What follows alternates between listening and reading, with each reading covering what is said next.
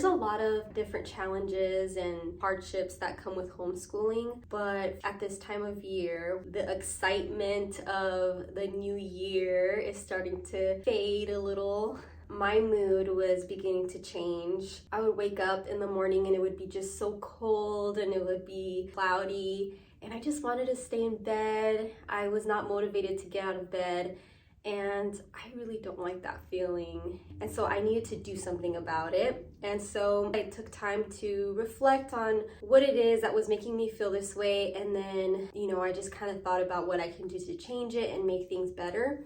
And I thought, well, this would be a good time to share what I kind of went through and my thought process, and to just share with others who may need to hear it. And hopefully this will help others also to just have a more positive homeschool experience. So that's the start, is just to think. Stop and think. What can I do differently? What is causing this? Can I change anything? And if I can't, what can I do to just make the best of it and help my thoughts to be on the right path? Another thing I think is very important is to establish a good morning routine. The mornings set the tone for the rest of the day. One of the things that I do that is very important to me is I love to wake up to a clean kitchen. If I had to pick one room of the house that I just want to wake up to absolutely clean, it would be the kitchen. That's where I make my coffee. That's where I go to like the first thing. And I don't want to go to the kitchen and there's a mess on the counters or dirty dishes that I have to wash. Oh, that's just not a good feeling for me.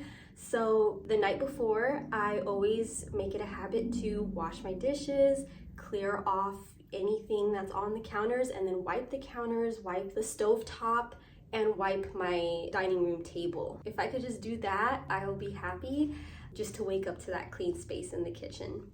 Along, of course, with that is making a comforting drink. So for me, that's coffee. And even if you want to spice it up a little, maybe learn a new coffee recipe, or maybe learn how to make chai, a chai tea, or a hot chocolate, or orange juice, whatever it is that you love to drink.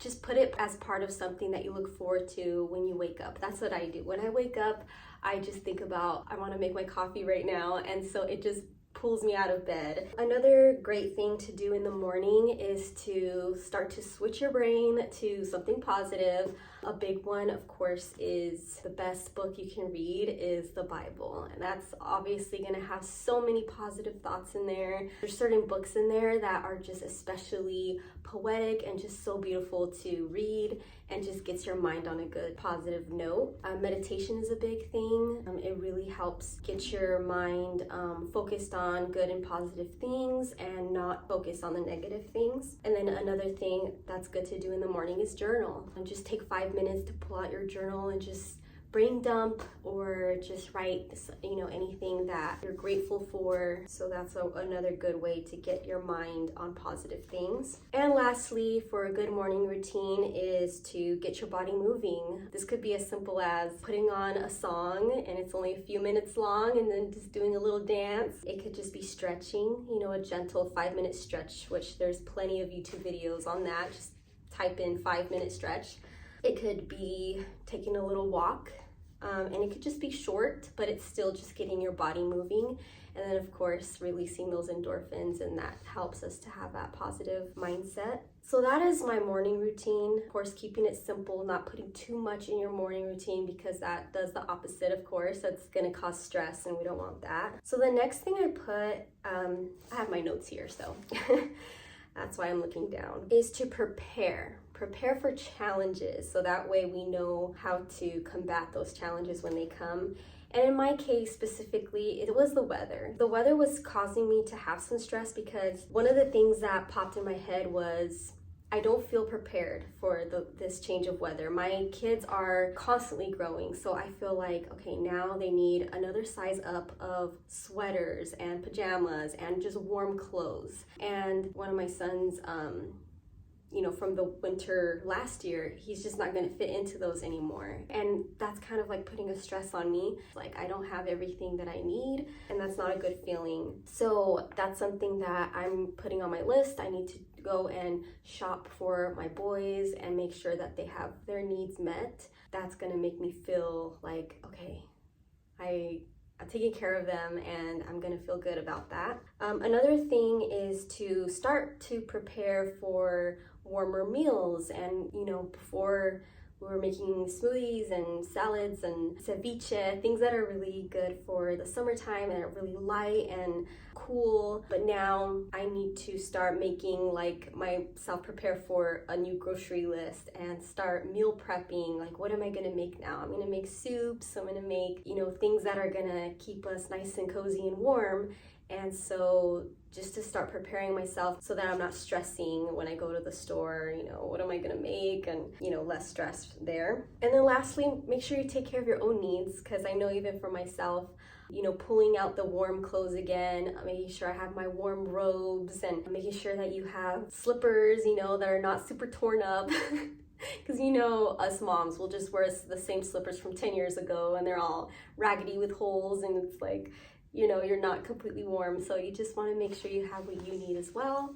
And yeah, make it fun, make it shop online or look at things, go on Pinterest, have a fashion board, and make it fun for what you want to get for the winter. So that's it for preparing for challenges, in particular the weather. I think that helped me a lot, is just to kind of prepare for that, so that way I have less stress. Another thing that helps is to stay on top of cleaning my house. Obviously, when you don't have a clean house, that really affects your mood. We don't want to fall into that cycle of something building up and then you have to work extra hard now at cleaning it, or do a deeper clean because you just let it build over time.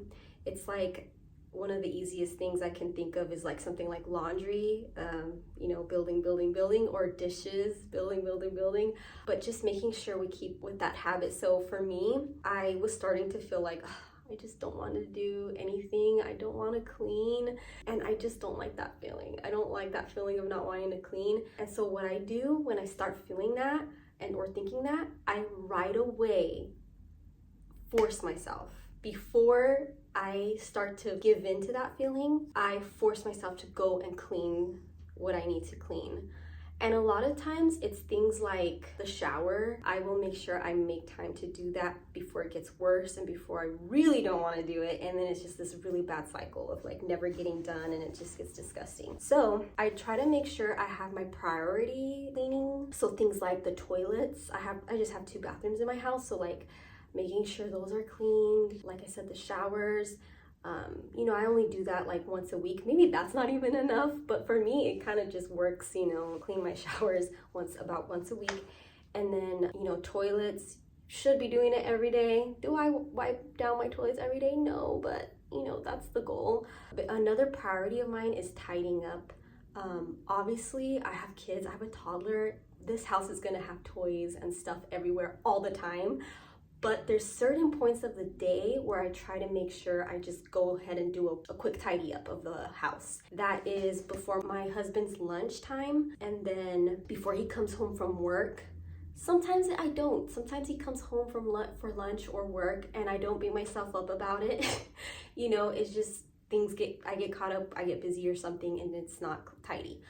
But these are just kind of times of the day where I can kind of tell myself okay, this is a good time to go ahead and tidy up before it just gets so out of hand that it's just so much that you're overwhelmed.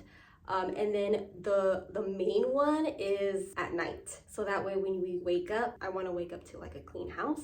So not just the kitchen, but just tidying up as well. Am I going to beat myself up about it if one night I don't do it? No, but these are just good little habits to have so that I don't get overwhelmed, and then I, again, just have that clean space in my head, and it can improve the mood. And lastly, and this one is just so easy and short, but we tend to sometimes just let it go, is just to make the beds in the morning, because then throughout the day, when you go into the rooms, that bed being made, it just feels good. And so it's another one to have a good habit to do every day. Okay, now here is the main meat of the video. Is now I'm going to focus on school itself and how to make the school less stressful, more positive, more enjoyable. A big one that causes stress, of course, is falling behind.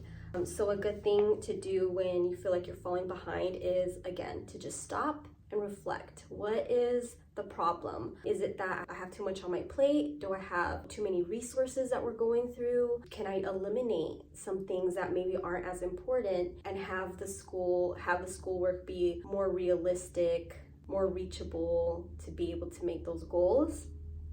Maybe you have a curriculum or you're doing certain projects that are just not enjoyable for your kids. Maybe they're just not, like in my case, my son doesn't like art much. Lots of kids love art. They think that's so fun. They like to be crafty. But if art was a big part of my son's curriculum through all his subjects, that would probably drive him crazy. Like, he would get so burnt out and tired and just not enjoy it. And so I don't really include art much. Sometimes there's coloring involved or drawing, but for the most part, he is just a workbook type of person, or reading, we'll put reading in there. And so just making sure to reflect and then just tailor to how your child enjoys school.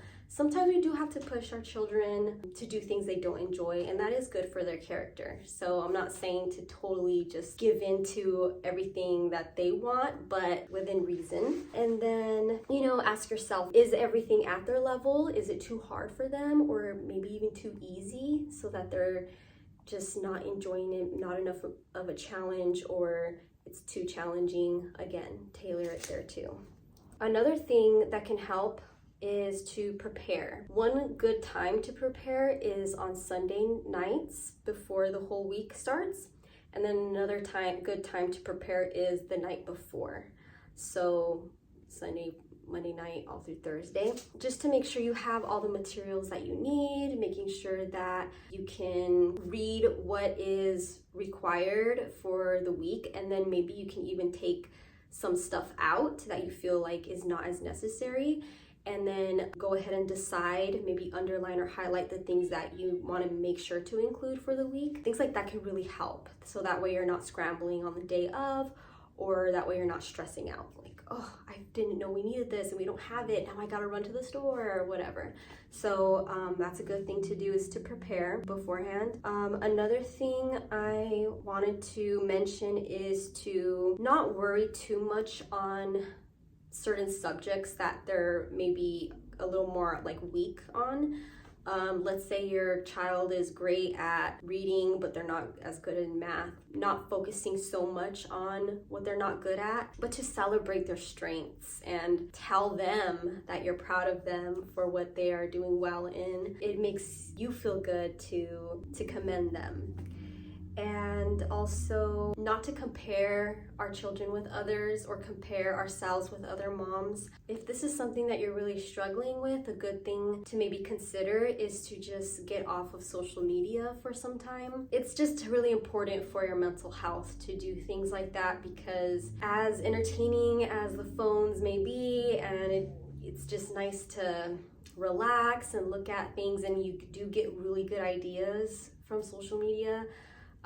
It's just not worth feeling really down on ourselves. It's just not healthy, and it's not worth it. The last thing I wrote down was to look back at the homeschool month, a month at a time, and to write down the good moments and the proud moments. You may have seen in some older videos of mine that I have used the School Nest Planner. They have a really nice page called the Monthly Reflections page. And it's just a blank page where you can post pictures and kind of write out, your reflections of the month. And this is where I find it really convenient to be able to jot down those good moments of the month, and I can always look back and say, wow, we did so much cool stuff, and things that maybe I forgot or wouldn't have really came to mind easily.